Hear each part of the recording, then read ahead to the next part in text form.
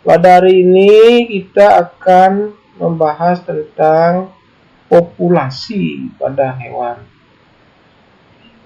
Populasi merupakan kumpulan individu-individu satu spesies yang sama yang terdapat pada tempat dan waktu tertentu. Seperti ilustrasi ini adalah menggambarkan sebuah hierarki organisasi mulai dari individu sebagai satu spesies.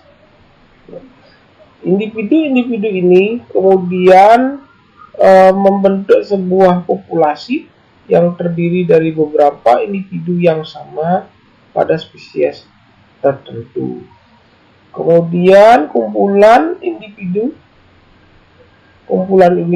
beberapa spesies akan membentuk sebuah komunitas. Komunitas hewan pada ilustrasi ini digambarkan sebagai ilustrasi di mana ada spesies rusa, spesies burung, kemudian beberapa spesies hewan yang lain.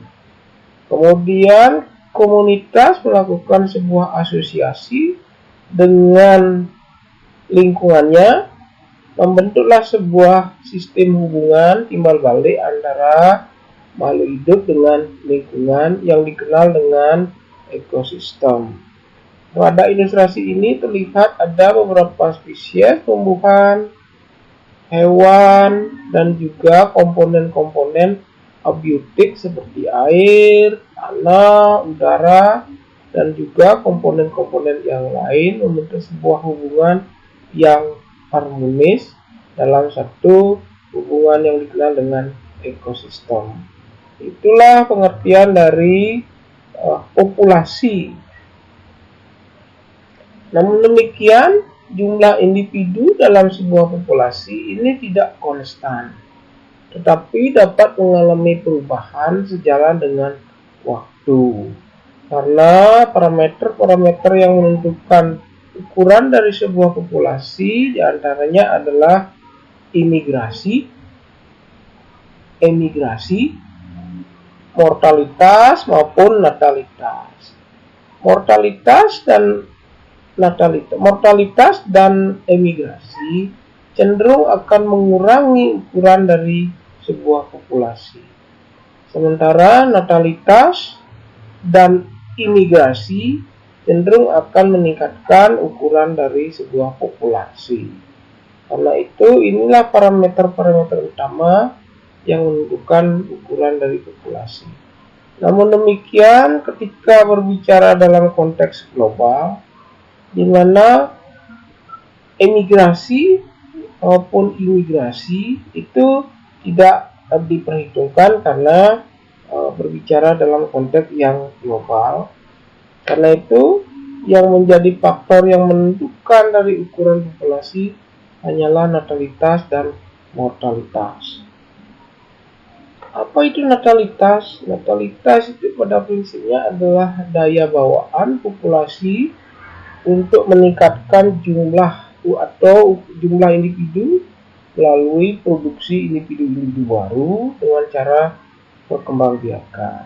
Jadi kelahiran, dengan kata lain, natalitas itu memang kelahiran, di mana umumnya natalitas itu dinyatakan sebagai laju natalitas, yaitu jumlah individu baru per individu betina per waktu. Biasanya dinyatakan dengan persen. Misalkan 10% itu berarti bahwa ada kelahiran 10 individu setiap 100 orang individu betina. Kemudian dalam ekologi juga dikenal ada dua istilah natalitas, yaitu natalitas fisiologis dan natalitas ekologi. Natalitas fisiologis itu terjadi apabila kondisi dan sumber daya lingkungan berada dalam kondisi yang sangat ideal, sehingga telur atau anak yang dihasilkan akan berada dalam jumlah yang sangat maksimal. Sementara natalitas ekologis terjadi apabila kondisi dan sumber daya lingkungan tidak dalam kondisi yang ideal, sehingga telur atau anak yang dihasilkan sesuai dengan kondisi alam. Dalam hal ini, bahwa ketika kondisi lingkungan itu sangat ideal bagi hewan, maka hewan akan menunjukkan tingkat kelahiran yang sangat optimal, sangat maksimal jumlahnya. Namun demikian, ketika natalitas ekologis, ketika kondisi lingkungan itu berada dalam kondisi yang tidak menguntungkan, maka tingkat natalitas menjadi kurang sesuai, kurang baik bagi natalitas populasi hewan tertentu. Ini sebagai satu ilustrasi, satu contoh bahwa ketika kondisi lingkungan itu berada dalam kondisi yang sangat ideal dan kondisi yang kurang menguntungkan bagi hewan. Kondisi natalitas di mana kondisi lingkungan itu berada dalam kondisi yang ideal itu sebagai natalitas fisiologis. Nah, dalam contoh ini misalnya dua spesies, misalkan ada spesies burung sialis dan spesies kumbang tepung, mengadakan pertumbuhan, laju natalitasnya akan sangat berbeda dalam kondisi natalitas fisiologis maupun natalitas ekologis. Dalam kondisi fisiologis, di mana kondisi lingkungan ini berada dalam kondisi yang sangat ideal, maka burung sialis baik pada anakan pertama, kedua maupun ketiga mampu menghasilkan telur dalam jumlah yang cukup banyak, itu sampai 165 ke atas sampai 175 jumlah telurnya. Sementara kumbang tepung ini mampu menghasilkan jumlah anakan sampai 11.000 bahkan hampir 12.000 jika kondisi lingkungannya sangat ideal. Namun demikian, ketika kondisi lingkungan ini tidak mendukung, maka kumbang tepung akan menghasilkan telur sangat sedikit saja, sangat sedikit, hanya sekitar 22% maksimal, 7-22%. Di mana telur total anak yang lepas sarang itu hanya 6% saja dari total anak yang dihasilkan.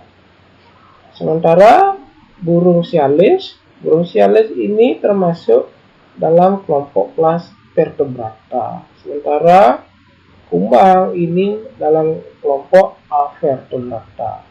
Terlihat bahwa vertebrata natalitas ekologisnya jauh lebih tinggi dibandingkan dengan natalitas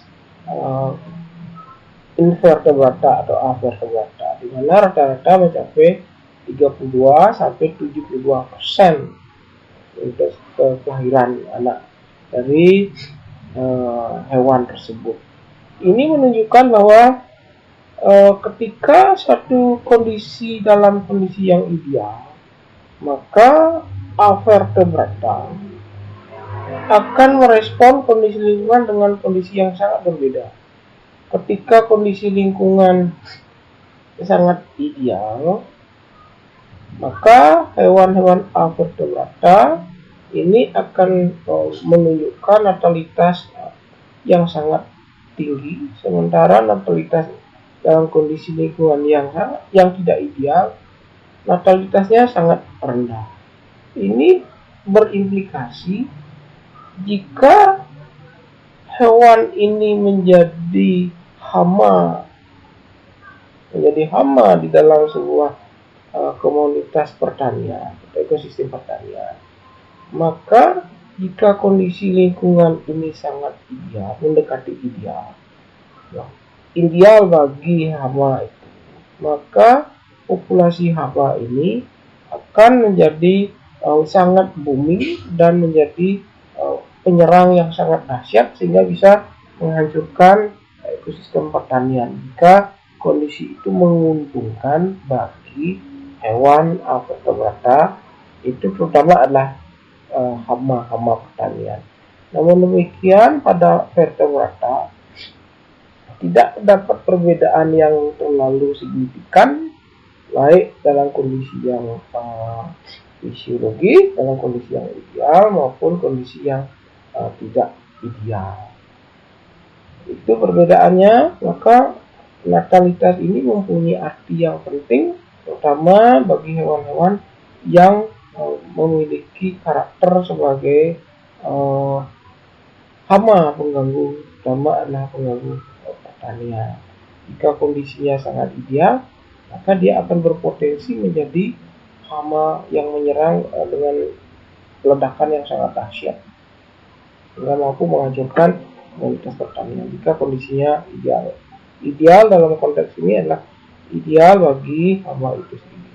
Karena itulah maka metode pengendalian hayati adalah dengan mengendalikan kondisi lingkungan, itu lingkungan hama, agar jangan sampai berada dalam kondisi yang menguntungkan bagi hama tersebut. Misalnya adalah kurangnya penyinaran, kemudian kurangnya terlalu rapatnya jarak tanam, itu menjadi kondisi-kondisi yang menguntungkan bagi hama penyerang pertanian.